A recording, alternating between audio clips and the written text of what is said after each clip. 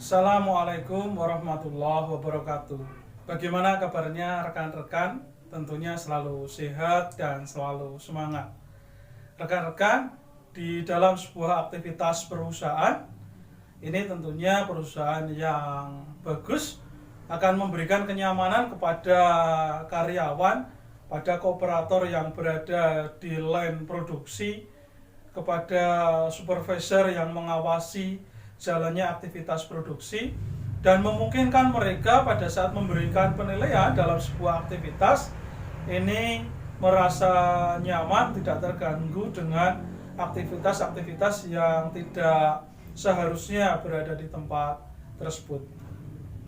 Rekan-rekan, dalam rangka menata sebuah fasilitas yang dipunyai oleh perusahaan, ada beberapa hal yang harus dipertimbangkan sehingga perusahaan tersebut dalam memproduksi produk manufakturnya atau produk industrinya dari masing-masing line mesin yang sudah direncanakan itu sudah sesuai dengan kebutuhan yang seharusnya.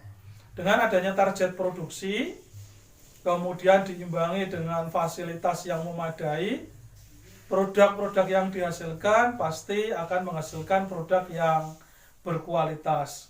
Ukuran produk yang berkualitas ini sesuai dengan standar yang sudah dibakukan oleh perusahaan maupun standar yang sudah dibakukan oleh standar nasional Indonesia maupun international standard organization.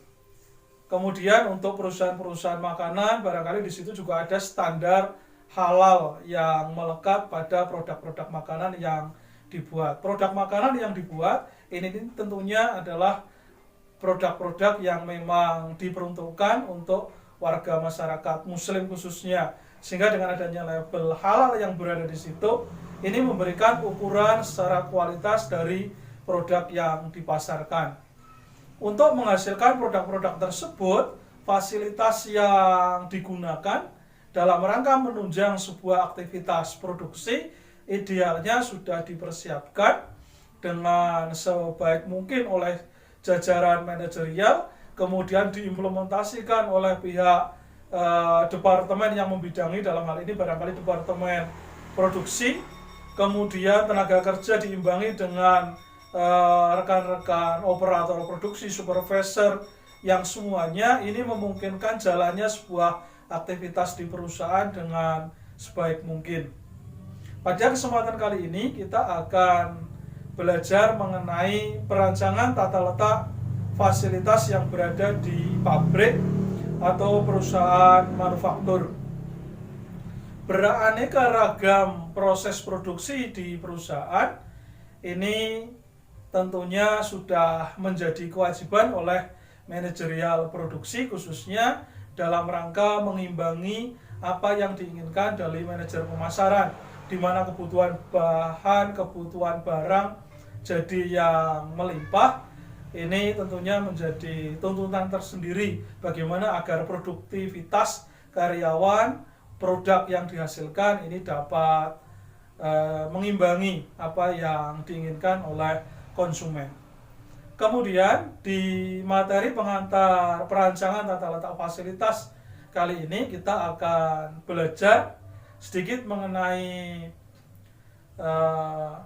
penggunaan waktu dalam menentukan tata letak fasilitas. Waktu ini sangat berguna manakala produk-produk yang dihasilkan memang produk temporer, kebutuhannya tidak terus-menerus, sehingga dengan adanya estimasi waktu maka tata letak fasilitas ini harus sudah disesuaikan. Kapan kita akan menaruh mesin tersebut, kapan kita akan membuat line tersebut, kapan kita akan menggunakan tenaga atau operator tersebut. Berdasarkan waktu kita akan dengan cepat manakala pekerjaan-pekerjaan tersebut bentuknya dalam rentang temporer. Sebagai contoh, maka fasilitas yang akan kita gunakan berdasarkan waktu, maka yang portable, mesin yang kita gunakan barangkali mudah dipindah dari satu tempat ke tempat yang lain.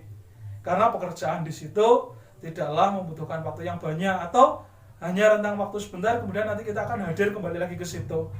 Karena harus berpindah atau harus berhenti dan seterusnya. pekerjaan yang temporer seperti itu, maka akan diimbangi bagaimana dalam rangka merencanakan tata letak fasilitas. Lain yang dibuat, kalau biasanya kita menggunakan cat, kemungkinan kita tidak menggunakan cat, barangkali kita bisa menggunakan selotip atau lakban berwarna yang kita gunakan untuk line operator produksinya. Sehingga karena memang tempat tersebut akan digunakan untuk yang lain. Kemudian tata letak berdasarkan tenaga. Pada saat kita akan merancang sebuah tata letak fasilitas, maka kita sudah mempersiapkan terlebih dahulu kira-kira tenaga-tenaga yang akan menggunakan fasilitas tersebut, operator yang dibutuhkan, modelnya seperti apa, kualifikasinya seperti apa, memungkinkan tidak menggunakan fasilitas yang berada di situ. Ada dua kemungkinan, satu mesinnya yang berubah menyesuaikan tenaga atau operatornya, atau yang kedua dengan mesin tetap operator yang berubah mencari personil-personil pilihan yang sudah disesuaikan dengan operator. Tentunya tata letaknya juga berbeda. Yang berikutnya berdasarkan biaya. Pada saat kita membuat sebuah tata letak perusahaan, biaya ini menjadi faktor yang sangat penting karena pada saat kita memindahkan peralatan, kita memindahkan bahan, kita membuat line, membuat instalasi listrik, di situ biayanya tidak sedikit, apalagi ukuran pabrikan. Karena kita menggunakan biaya yang besar, kemudian dalam kurun waktu yang juga kemungkinan ada tempo yang lebih lama, maka di situ juga harus dipastikan bahwa tata letak fasilitas yang dibutuhkan memang sudah disesuaikan. Jangan sampai kita mengejar dengan normalnya sebuah pabrik, idealnya sebuah pabrik, tetapi justru mengabaikan faktor biaya karena biayanya terlalu boros. Yang berikutnya, tata letak fasilitas ini mempertimbangkan tempat yang dipunyai yang ada di pabrik tersebut. Tempat-tempat yang ada di situ tentunya sudah dibuat khususnya untuk perusahaan-perusahaan yang tetap. Saya pikir tidaklah sebuah masalah, tetapi untuk perusahaan produksi yang temporer, maka tempat tersebut pasti akan berpindah. Barangkali hari ini akan menjadi line produksi untuk perakitan, besok untuk finishing, besoknya lagi digunakan untuk line produksi atau line gudang barangkali. Untuk perusahaan-perusahaan yang kecil, line ini akan berpindah karena sewa gedung, sewa pabrik, biayanya mahal, sehingga line ini pasti akan berubah, maka tata letak fasilitasnya juga berubah. Untuk perusahaan-perusahaan yang besar saya pikir tidak masalah karena line pada saat menentukan tempat ini sudah menjadi master plan di awal, mana yang harusnya digunakan atau peruntukannya untuk apa, dan itu rentang waktu perubahannya sangatlah panjang. Kemudian yang perlu diperhatikan pada saat kita membuat sebuah tata letak fasilitas adalah alat atau mesin itu sendiri. Pabrik-pabrik yang besar, mesinnya juga berukuran besar, teknologinya juga teknologi yang mutakhir, sumber daya manusia yang dibutuhkan juga harus berkualitas, kemudian listrik yang dibutuhkan, air yang dibutuhkan, tenaga pendingin yang dibutuhkan, alat pemadam kebakaran yang dibutuhkan. Pada saat kita mendesain layout dari mesin, maka kita juga harus memperhatikan hal tersebut, di mana kita akan tempatkan mesin mulai dari line 1 sampai dengan line yang terakhir. Kemudian kalau tadi perusahaan adalah perusahaan yang temporer, maka pastikan bahwa mesin atau alat yang kita punyai portable, mudah dipindahkan. Kemudian yang berikutnya adalah bahan dan material. Tata letak fasilitas perusahaan ini sangat dibutuhkan sekali adanya kesesuaian antara kebutuhan produksi dengan material yang dibutuhkan.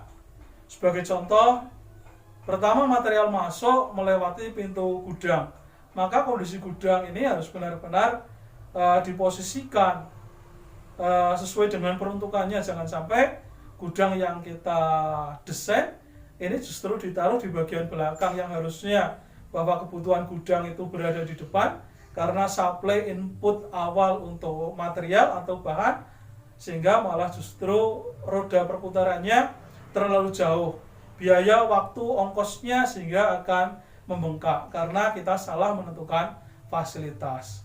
Ukuran baiknya atau ukuran benarnya sebuah tata letak ini dibuat, ini berdasarkan siapa, berdasarkan kapan, berdasarkan di mana, kemudian mengapa kita taruh material tersebut atau mesin tersebut. Yang berikutnya adalah pekerja akan melakukan aktivitas, tentunya mempertimbangkan dengan keselamatan kerja dari karyawan. Tata letak yang dibuat, tata letak fasilitas yang kita desain ini sudah jauh-jauh digunakan untuk mengantisipasi jangan sampai terjadi kecelakaan. Kemudian juga seandainya terjadi kecelakaan, jangan sampai kecelakaan tersebut akan berulang. Kemudian dalam rangka dibingkai dengan keselamatan kerja, maka perusahaan tersebut memberikan efek positif kepada pekerja yang berada di situ sehingga dapat berprestasi di lane atau departemen masing-masing. Demikian sedikit materi mengenai pengantar untuk perancangan tata letak fasilitas perusahaan. Semoga bermanfaat. Terima kasih. Saya Iri. Wassalamualaikum warahmatullahi wabarakatuh.